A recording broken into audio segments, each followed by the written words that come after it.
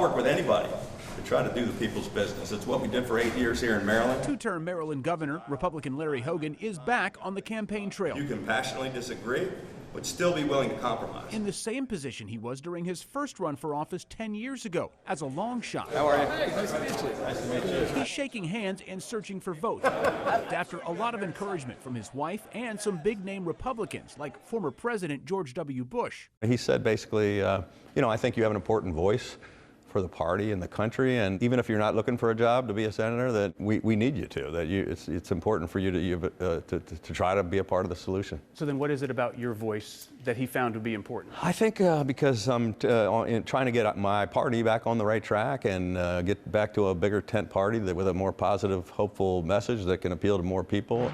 Hogan also saying he felt compelled to run after yelling at his TV. We are here to stop the flow. The day Republicans pulled their support of a bipartisan immigration bill at the urging of former President Trump. I hate putting politics before the country, and it seemed as if, you know, it was for political reasons, not wanting to have any kind of a win during the middle of this, this kind of divisive election season. Recent polling shows Hogan maintains his popularity, but he faces challenges now in this race he didn't face as governor. Maryland likes Larry Hogan. Marylanders by far do not want a Senate Republican majority. So how do you convince Democrats that a Senate Republican majority is in their interest? There are people that really think I did a great job as governor. They really like me, but they're trying to reconcile that. But I'm pretty sure the bluest state in America is not going to be the deciding factor. I think there's, a great deal of certainty that the Republicans are going to have a majority, and I think having a reasonable, sensible voice that's making a difference in that caucus is probably going to be more effective for them than some random freshman Democrat. One particular issue driving voters to the polls since the Supreme Court struck down Roe v. Wade is abortion. I said I wouldn't vote for any national abortion ban. I don't know yet about what kind of, how we're going to come up with a piece of legislation to codify Roe.